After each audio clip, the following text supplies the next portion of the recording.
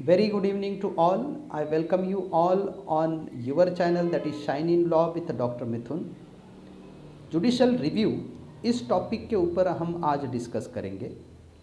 In general topic तो बहुत बार discuss हुआ होगा, बहुत सारे वीडियोस भी उसके ऊपर होंगे, लेकिन आज हम इसको फिर से एक रिविज़िट करेंगे और इन नटशेल इन ब्रीफ इसको अंडरस्टैंड करने की कोशिश करेंगे कि व्हाट इज़ जुडिशल रिव्यू। अगर आप कॉन्स्टिट्यूशनल लॉ के स्टूडेंट हैं, अगर आप जुडिशल प्रोसेस को लर्न करते हैं as a student of LLM और अ पीजी स्टूडेंट, तो ये वीडियो आपके काम का हो सकता है। तो इसलिए इस वीडियो को एंड तक देखें और इसको लाइक करें, शेयर करें एंड इस चैनल को सब्सक्राइब करना मत भूलें। तो यहाँ पे हम ये वीडियो को स्टार्ट करते हैं। As a part and parcel of judicial process, जब हम जुडिशल रिव्यू को अंडरस्टैंड करते हैं तो रिव्यू एक्चुअली होता क्या है, what is the concept of judicial review. Now judicial review is nothing but the power of court to determine the legality validity of any law, any act और any statute और even administrative action. तो that is known as a very definition of judicial review. With this reference जब हम article 13 को देखते हैं, article 13 of the Indian constitution, तो उसमें उसका जो कॉन्टेक्चुअल अंडरस्टैंडिंग है वो हमें समझ में आता है कि भाई कॉन्स्टिट्यूशन जो है वो supreme law of the land है एंड कोई भी लॉ अगर उस कॉन्स्टिट्यूशन से कॉन्ट्राडिक्ट है या फिर इनकंसिस्टेंट है तो वो लॉ जो है वो वॉइड डिक्लेयर किया जा सकता है, वो अनकॉन्स्टिट्यूशनल डिक्लेयर किया जा सकता है। And there lies the power of judicial review in the form of Article 13 of the Constitution. And so we are saying that judicial review is nothing but the power to inquire into laws to see that they are consistent with the provisions of the Constitution. Judicial review का मतलब है कि भाई ऐसे laws में inquiry करना कि जो laws वहाँ पे inconsistent नहीं है and they are consistent with the provisions of the Constitution, इसको इंश्योर करने के लिए जो लॉज की इंक्वायरी कोर्ट करता है उसे हम जुडिशियल रिव्यू बोलते हैं। Now when we are understanding the very function of judicial review, एक तो बेसिकली गवर्नमेंट है और गवर्नमेंट बहुत सारे पॉलिसीज़ बनाता है और जब पॉलिसीज़ बनाता है तो हो सकता है कि वो कॉन्स्टिट्यूशन के प्रोविज़न के ऊपर एनक्रोच करे, उसको अफेक्ट करे, डैमेज करे। तो इसलिए जब हम जुडिशियल रिव्यू के फंक्शन को अंडरस्टैंड करते हैं तो हमें समझना पड़ेगा टू कंट्रोल और to protect the constitution from such particular enactments of the government which are actually the encroachment over the constitutional domain by the government. That is the very function of the judicial review. Further it legitimize the government action. तो government policy जब execute करता है, exercise करता है, तो उसमें ऐसी कौन सी पॉलिसीज़ है जो कि with in the frame of constitution है, उसको ऑथराइज करना, लेजिटिमाइज करना, ये भी फंक्शन हम जुडिशियल रिव्यू में देखते हैं। हम बार बार अंडरस्टैंड करते हैं कि भाई सुप्रीम कोर्ट जो है वो प्रोटेक्टर है, गार्डियन है कॉन्स्टिट्यूशन का, एंड सो हम ये ऑब्लिगेशन, ड्यूटी सुप्रीम कोर्ट के ऊपर एनफोर्स करते हैं कि भाई they have to review the laws and executive orders in the legal system. And so जब हम हिस्ट्री देखते हैं कि जुडिशियल रिव्यू जो है इसको रिकॉग्निशन कहाँ से मिलता है, तो मैरबरी वर्सेस मेडिसन जो 1803 में डिसाइड किया गया था, जिसमें first time there was a recognition of this particular concept of judicial review, और जिसमें दे अंडरस्टूड दैट कि भाई जो भी सुप्रीम लॉ ऑफ लैंड है that must be protected like a constitution of US, that must be protected against the arbitrary action और against the very enactment legislation which are ultra vires in nature. तो that is the concept of judicial review that was in 1803 decided in Marbury versus Madison। जब India की बात करते हैं तो India में भी हम अंडरस्टैंड करते हैं कि भाई सुप्रीम कोर्ट जो है वो प्रोटेक्टर ऑफ द कॉन्स्टिट्यूशन है, guardian of the fundamental rights है, एंड मोर ओवर वो आर्बिटर है between the union and the state. And so जो यूनियन एंड स्टेट की जो पावर है वो अगर कॉन्फ्लिक्ट में आती है तो उसको सेटल करना, उसको बैलेंस करना, ये काम भी through judicial review Supreme Court वहाँ पे इफ़ेक्टिवली परफॉर्म करता है। And so we are understanding that judicial review is nothing but the power to review the legislative enactments of parliament also और of the state legislature also. अभी इसमें constitution हमें guarantee देता है। कॉन्स्टिट्यूशन गारंटी किसकी देता है? फंडामेंटल राइट की देता है। कॉन्स्टिट्यूशन क्या करता है? There is a maintenance of a division of power between the union and state in regards with the financial relation, in regards with the legislative relation, in regards with the administrative relations. Constitution define करता है, delimit करता है the powers and functions of every organ of the state including the parliament also. ये सारे जो provisions हैं इसको हम कॉन्स्टिट्यूशन में अंडरस्टैंड करते हैं और फिर इसको मेंटेन करना, इसको इंटैक्ट रखना, इन सारे प्रोविजंस का जो सेंस है उसको एज इट इज़ मेंटेन करना, ये काम जो है थ्रू जुडिशियल रिव्यू कोर्ट वहाँ पे कर सकता है, जुडिशरी वहाँ पे कर सकती है। अभी प्रोविजंस कौन कौन से हैं जिसके थ्रू हम जुडिशियल रिव्यू कर सकते हैं?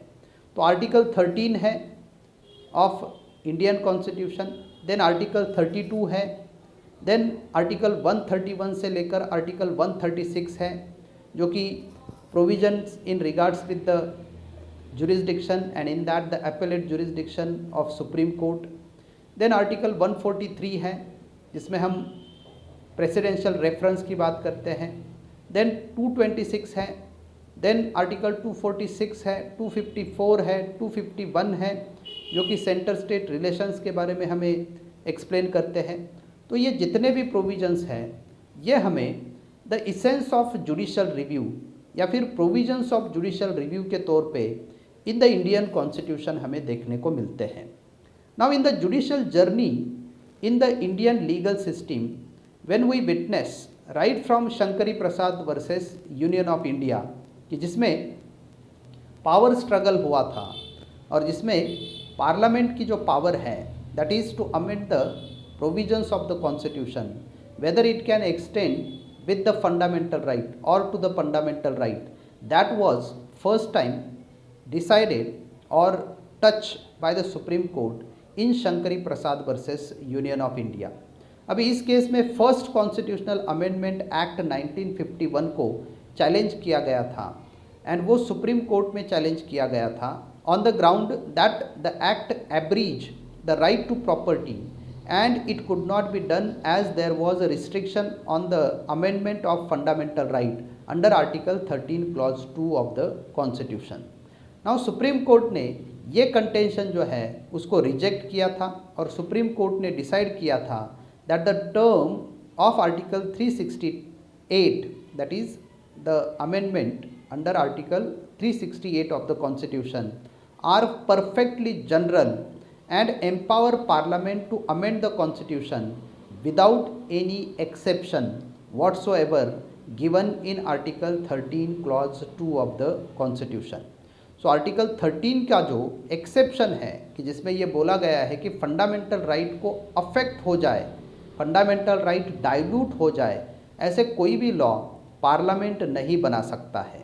लेकिन सुप्रीम कोर्ट यहाँ पे बोलता है कि पार्लियामेंट की जो अमेंडिंग पावर है वो परफेक्टली जनरल है और वो पावर पार्लियामेंट को वो स्ट्रेंथ देती है, अथॉरिटी देती है that they can amend the constitution without any exception whatsoever provided in article 13 clause 2 of the constitution। तो इसका मतलब है article 13 should taken to mean rules and regulation made in exercise of ordinary legislative power and amendments to the constitution made in the exercise of constitutional power or constituent power। and so जहाँ पे legislative power in the ordinary sense and amending power under article 368 they both are differ from each other and so article 13 clause 2 का जो exception है वो ordinary law making power के लिए apply होता है। वो कॉन्स्टिट्यूएंट पावर जो आर्टिकल 368 ने दिया है उसके लिए अप्लाई नहीं होता है। ऐसा डिसीजन सुप्रीम कोर्ट ने Shankari Prasad versus Union of India इस केस में दिया और इसका डायरेक्ट इम्पैक्ट ये हुआ कि आर्टिकल 13 क्लॉज 2 जो है वो आर्टिकल 368 ऑफ द कॉन्स्टिट्यूशन को अफेक्ट नहीं करता है।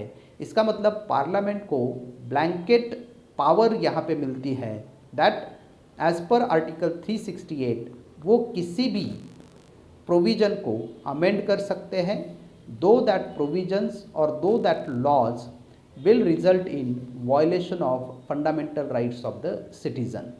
फिर से दूसरा केस आता है सज्जन सिंह का केस 1964 में आता है, जिसमें 17th कॉन्स्टिट्यूशनल अमेंडमेंट को चैलेंज किया गया।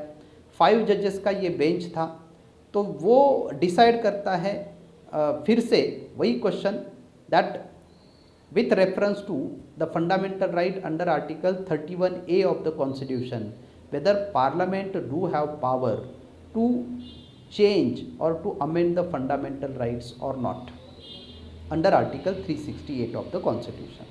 अभी इसमें भी सुप्रीम कोर्ट रिट्रेट करता है it's stand what taken in Shankari Prasad's case and held that parliament can exercise its power on overall provisions of the constitution. So even fundamental rights also can come under the purview of article 368 of the constitution that was decided in Sajjan Singh's case in 1964। अभी इस journey में ये दो cases जो है वो तो parliament के फेवर में डिसाइड हो गए and that was maintain until 1967। सो 1967 में Golaknath versus state of Punjab ये एक केस सामने आता है जिसमें first constitutional amendment, fourth constitutional amendment and 17th constitutional amendment को चैलेंज किया जाता है और ये जजमेंट 6:5 मेजॉरिटी से डिसाइड किया जाता है। और ये तीनों पहले वाले दोनों जजमेंट को ये केस जो है गोलकनाथ का वो रिवर्स करता है एंड जो अर्लियर डिसीजन है इन शंकरी प्रसाद एंड इन सज्जन सिंह इसको ये नलीफाई करता है और ये डिक्लेयर करता है कि parliament under article 368 of the constitution has no power to take away और abridge the fundamental rights contain in part 3 of the constitution. तो यहाँ से एक जर्नी शुरू हो जाती है कि जिसमें जुडिशियल रिव्यू जो है वो इफ़ेक्टिवली मेंटेन किया जाता है और पहली बार सुप्रीम कोर्ट ये डिसाइड करता है कि पार्लियामेंट को किसी भी हालत में फंडामेंटल राइट जो है उसको वायलेट करने की और उसको किसी भी हालत में अफेक्ट करने की जो पावर है वो यहाँ पे अंडर आर्टिकल 368 नहीं दी जा सकती है। अभी इसके बाद Kesavananda Bharati versus state of Kerala ये भी एक landmark judgment Supreme Court pass करता है जिसमें 14th constitutional amendment, 25th constitutional amendment, 29th constitutional amendment challenge की जाती है और इसमें भी गवर्नमेंट क्लेम करता है कि they can alter, they can destroy, they can make any of the provisions of the constitution under article 368 of the constitution. लेकिन यहाँ पे फिर से सुप्रीम कोर्ट जो है वो पार्लियामेंट की पावर जो आर्टिकल 368 में हम रीड करते हैं उसको लिमिट करता है with the application of doctrine of basic structure and so the doctrine of basic structure first time introduce by the Supreme Court in Kesavananda Bharati versus state of Kerala और सुप्रीम कोर्ट बोलता है कि they can that is parliament can amend any of the provisions of the constitution with reference to article 368 of the constitution, but while amending the provisions of the constitution they should not violate the basic structure of the constitution and that basic structure is always should be considered as illustrative, it is not exhaustive. So from time to time the basic structure can be changed. That was the landmark judgment given by the Supreme Court in Kesavananda Bharati versus state of Kerala. अभी ये चारों judgement जो है एक flow में अगर हम understand करते हैं तो the changing content of judicial review, इससे हमें समझ में आता है, जिसमें जुडिशरी की जो अप्रोच है वो शंकरी प्रसाद से लेकर केशवानंद भारती तक अपनी ही पावर को अंडरस्टैंड करने में, अपने ही पावर को रियलाइज़ करने में कैसे चेंज हुई है, इसको हम यहाँ पे अंडरस्टैंड करते हैं with reference to these 4 cases. और इसलिए हम अंडरस्टैंड करते हैं कि ये भाई पावर है, कोर्ट का पावर है, कि जिसमें कोर्ट को क्या करना है, एक्चुअली बैलेंस करना है, कि जिसमें what is the need of time and what are the fundamentals और what are the fundamentals of the constitution. इन दोनों में जब कोर्ट के सामने कोई भी लॉ चैलेंज किया जाता है तो कोर्ट जुडिशियल रिव्यू करता है। इसका मतलब वो क्या करता है कि अभी उस लॉ की कितनी ज़रूरत है एंड जो फंडामेंटल्स है, बेसिक्स हैं कॉन्स्टिट्यूशन के, वो हमें क्या बताते हैं। इन दोनों में बैलेंस करना, that is actually the judicial review. और इसलिए जो भी कंसेप्ट्स हम अंडरस्टैंड करते हैं इन द जुडिशियल रिव्यू, उसमें हमें ये भी अंडरस्टैंड करना है कि कुछ ऐसे पैरामीटर्स हैं कि जो पैरामीटर्स गवर्नमेंट को वहाँ पे डिस्क्रिशनरी पावर देते हैं in the law making, and at that time judiciary को वहाँ पे चेक्स एंड बैलेंसेस को भी देखना पड़ता है with reference to executive function, with reference to legislative function. Judiciary has to take the very innovative role also while deciding such particular statutes or administrative actions or legislative actions. At the same time, it is expected that while exercising a public power, the precaution must be taken by the authorities, and that can be determined by the court of law. जैसे doctrine of ultra vires है, जो subordinate legislation के लिए है, delegated legislation के लिए है, तो within the parent act और within the frame of parent act it is expected that the authorities, administrative authorities या फिर delegated legislation must be enacted, must be enforce.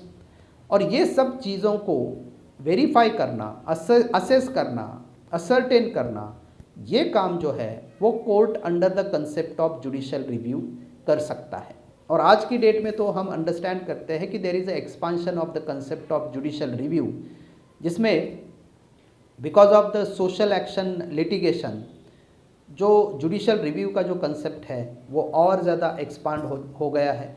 आज की डेट में हम अंडरस्टैंड करते हैं कि ग्लोबल जो डिमांड है, कि जिसमें ग्लोबल ट्रेंड है with reference to human right jurisprudence, और इसकी वजह से भी कंसेप्ट ऑफ जुडिशियल रिव्यू जो है वो और ज़्यादा डायनामिक हो गया है, एक्सपांड हो गया है।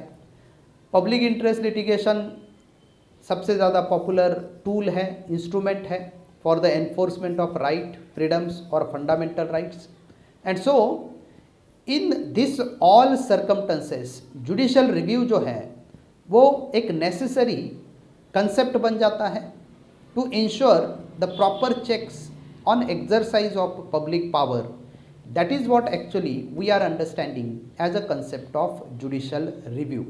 So in brief, I told you the very provisions of the constitution with reference to judicial review, what is actually judicial review, and how the journey, that is the judicial journey taken place in the concept of judicial review. I hope ये video आपको अच्छा लगा होगा.